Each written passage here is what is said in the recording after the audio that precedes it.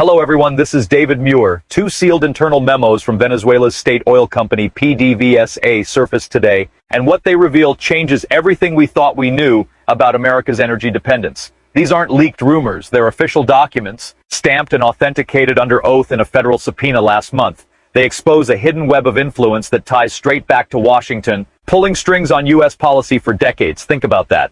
Before we go further, subscribe right now, because what you're about to hear is not being explained clearly anywhere else. Let me take you through this step by step, starting with the first memo. Dated March 15, 1983, exactly 43 years ago, it's marked PDVSA Internal Strategy North American Leverage. Let me read this word for word from page 7. Our crude reserves, estimated at 300 billion barrels recoverable, represent the single largest geopolitical asset in the Western Hemisphere, U.S. Consumption patterns indicate dependency will exceed 20% of imports by 1990. Recommendation: selective embargoes and pricing manipulations to extract concessions on trade barriers and military basing rights. Read that again. Not a suggestion, a blueprint. But it gets worse. This wasn't some rogue analyst's fever dream. The memo is signed by PDVSA's then Vice Chairman Rafael Ortega, redacted in parts but his name is clear, and it's CC'd to 3 U.S. embassy officials in Caracas, names blacked out except for initials JRE, MSL, and DCW. Contemporaneous notes attached show a follow-up meeting on April 2, 1983 at the Caracas Country Club. Flight logs from the U.S. State Department archives, released as evidence in a 1985 FOIA dump, confirm a Gulfstream jet, tail number N472US, landed at Maiquetía Airport that day carrying energy attaches. Now fast forward to the second memo, declassified just last week from a DOJ probe into foreign influence. Dated the 11th of September, 1998. Yes, that date. It's titled Operation Black Gold. Securing U.S. market share amid OPEC shifts. Page 12 has the bombshell. Let me read it word for word. Venezuela's Orinoco Belt holds 1.3 trillion barrels in place, with 267 billion certified by U.S. Geological Survey partners. To counter Saudi pricing wars, we propose friendship shipments 20 million barrels annually at discounted rates to select U.S.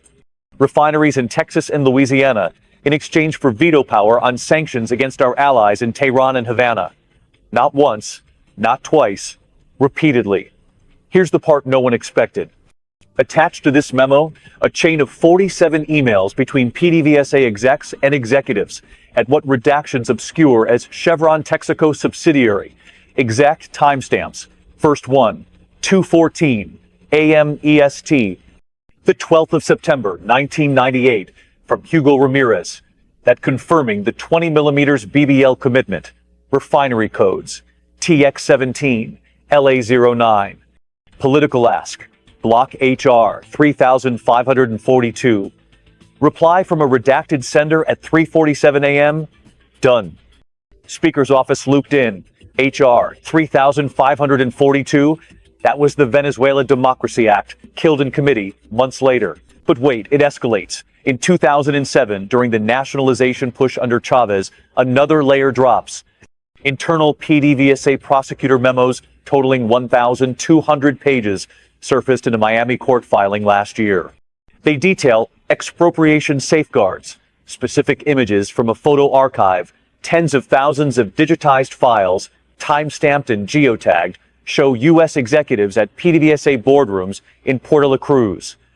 One photo, filed PDVSA-IMG 4723, dated the 14th of June 2007.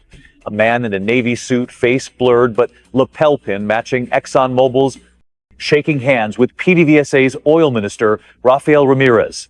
Background, maps of the Orinoco with highlighted fields labeled U.S. priority. Let me describe another, IMG 8921, the 3rd of October 2007. A cargo manifest photo, crate stamped ExxonMobil property do not seize, loaded onto a C-130 at El Libertador Air Base. Testimony from a whistleblower insider, under oath in that Miami deposition on the 19th of November 2024. Deposed as Witness X backs it up. Quote, not one shipment, 52 flights between 2006 and 2008, each carrying 500,000 barrels equivalent in refined product derivatives. Destination Houston ports, evading the nationalization headlines. This builds to the courtroom moment that sealed it. In a sealed hearing, U.S. District Judge Elena Vasquez, the 22nd of October, 2025, reads from a DOJ letter entered as Exhibit 47. Flight logs confirm 128 crossings from Caracas to Gulf Coast cities, 2005 to 2015. Payments $4.7 billion in consulting fees routed through Cayman shells. The prosecutor pauses, looks at the bench. Your Honor, these aren't coincidences. They're continuations. Vasquez nods, orders further unsealing. Layer by layer, the pattern emerges. 2019 sanctions. PDVSA internal report, the 27th of March 2019, sanction evasion protocol lists 17 U.S.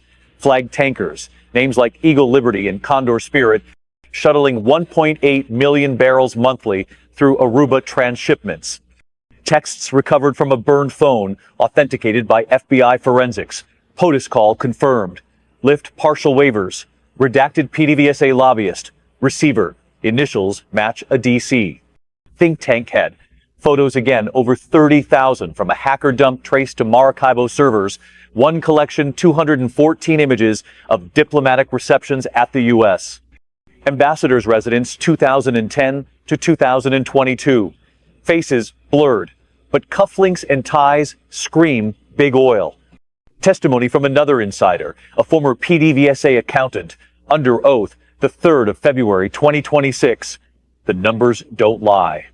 $17 billion in side deals funneled to campaigns via PACs. Dates match FEC filings, exact deposits, 1 week after each friendly vote. I'm not making accusations.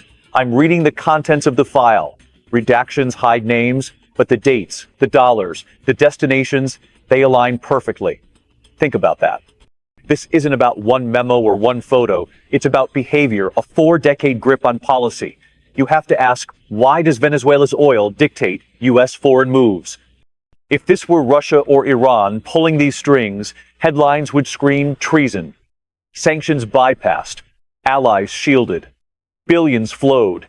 Short sentences for clarity. Patterns connect. Motives hide in plain sight. Legal stakes? Obstruction charges loom if full unredactions hit. Political fallout? Midterms rewrite. Moral rot?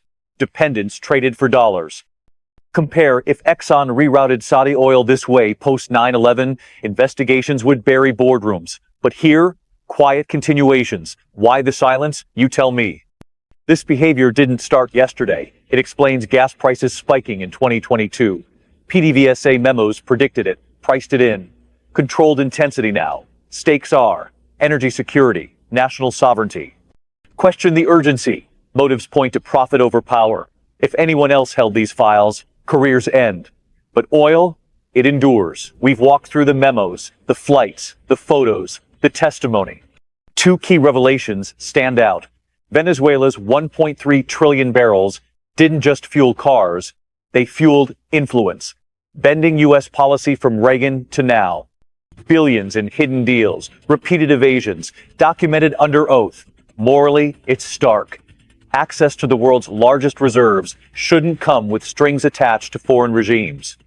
Long-term, energy independence slips further. Expect volatility through 2030, as PDVSA's playbook predicts tighter grips amid green shifts. Thanks for watching. Subscribe, share this, and stay alert.